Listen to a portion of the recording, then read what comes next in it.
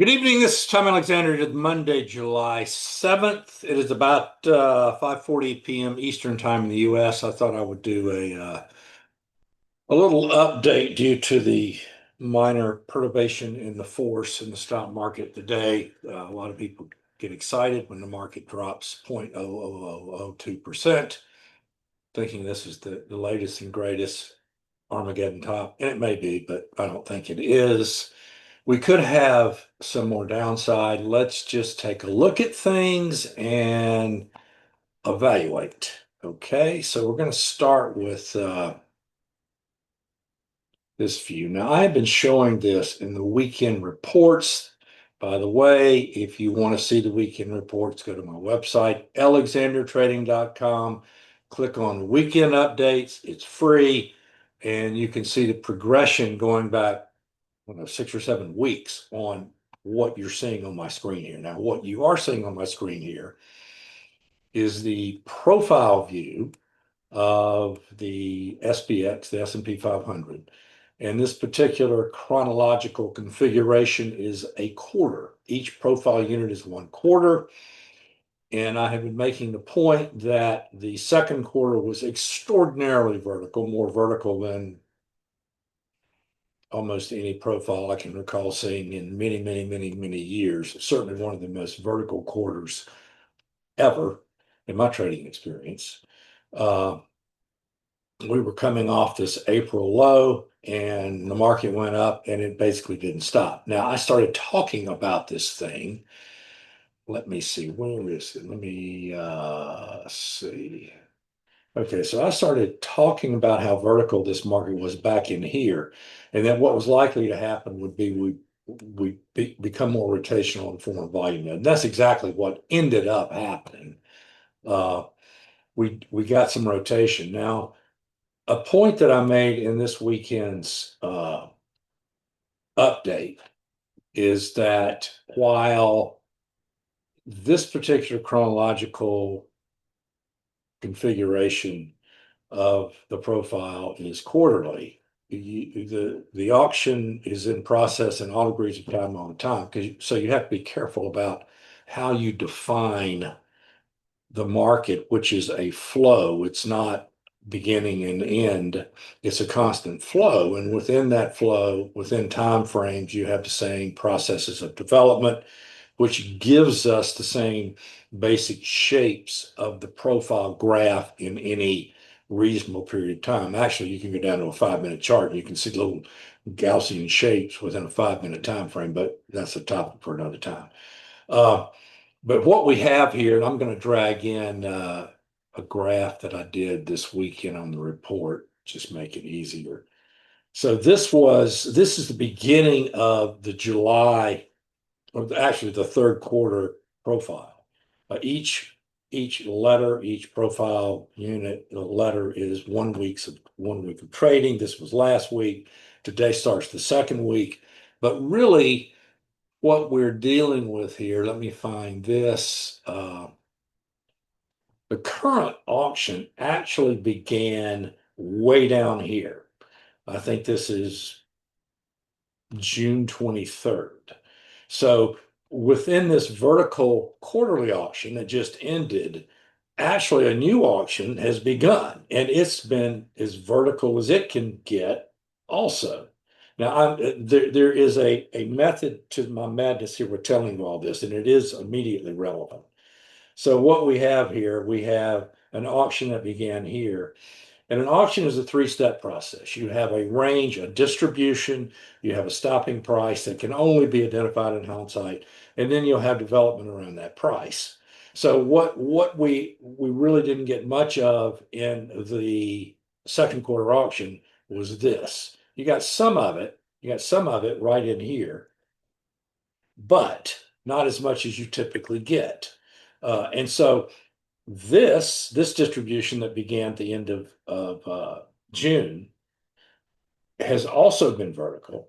And what I think you're going to get now, I think it will become far more rotational on a day-to-day basis and maybe even a week-to-week basis than we saw in that second quarter auction. I'm petting my dog down here who's on my feet, wanting to go out.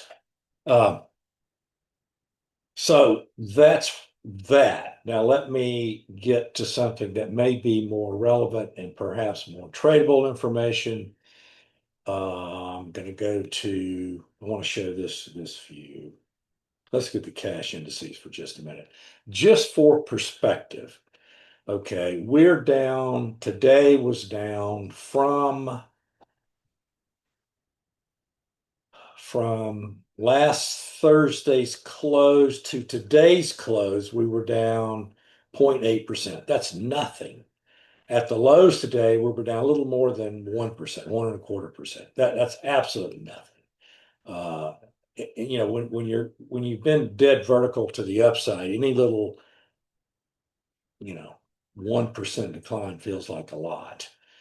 And actually, the next level, we really stopped in the middle of nowhere today's low. We took out this gap. And actually, this is a pretty friendly close. This was not a super negative close. Now, we'll see what happens in Globex overnight. But this was not a super negative close. The next level to the downside is about a little less than a percent down, which would put it down about 1.7% from the Thursday close. And that includes I don't know what day this is. Well, it's 27th, and then you have the lows of the 30th and the first that are clustered. This is about I think it's about a 10 handle range maybe in here. That's going to be an important level. Now, if you get below that level, there's really nothing from an auction market perspective that could be support. You're sort of in an elevator shaft that extends down into this gap. And that would put us down if that were to occur about 3.7%. Now, let me show you something that merits keeping an eye on and reading this as we go forward. This is the SPX 30-minute breadth chart, and it's a chart that I show a lot, and it can be very, very helpful at times. Now, I put this chart in the report this weekend, and I talked about the divergence that had been formed as this rally had progressed into this top here. Now, this work is almost always more helpful in identifying lows than these tops, and I always caution about that. You know, in hindsight, you can say, well, it works perfectly, but you know how things are in hindsight, right? Well, today we reached the level we did not quite get down and print negative 2000. We didn't close negative 2000. That's sort of a magic level that you don't see very often. But this is you know, we got down to a level today that's quite extreme. The last time we got down to this level was back in May. Okay. And in last May, the decline that was commensurate with the negative breadth reading here. And the ideal would be if we do go lower and we set up a divergence like we have here, you know, these can be great buys. And this happens a lot. These are pretty consistent. This is almost rote tradable, as a discretionary thing can get. So now again, you know, 3% over here. Let's just see what that would be. I think that puts us down into that gap.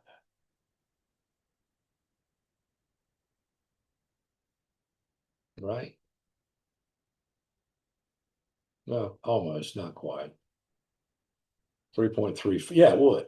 Well, a little bit more than that. It would put us down into this gap if that were to occur. Now, another thing to watch for, we could go just straight down, have another wide range down day tomorrow, for sure. Or we could test this low and then we start to, and we try to rally. And if we try to rally and we see breadth reach an extreme back to the upside to one degree or another, let's say breadth gets back up somewhere, something like this, and we're below this high, then that will be a heads up, and I would be looking for perhaps short trade setups at that point. Now, it's possible that we're in the process now of forming the next generational buying opportunity somewhere in here. because Brett did get down to an extreme today, what is typically an extreme in a bull trend. That doesn't mean we can't go lower. Doesn't mean, we won't test this level in here. But we really shouldn't go a whole lot lower by much or for long if we're still in a bull trend. If we're in a bear trend, they could tear this market up again immediately tomorrow, and that will give us some clues. So today's an interesting day. Even if we do go back and make new all-time highs, if you refer back to my discussion about the auction and the rate of change and what that profile graph is showing us both from last month as well as from the last week in June, I don't think we're going to go up anything like what we did in the third quarter, the way we did in the second quarter, or the way we have been going up for the past 2 or 3 weeks. You guys have a great evening. If you have not subscribed to the channel, please do so. I'm trying to grow this thing. I would appreciate it. You guys have a good one. I'll speak with you again very soon.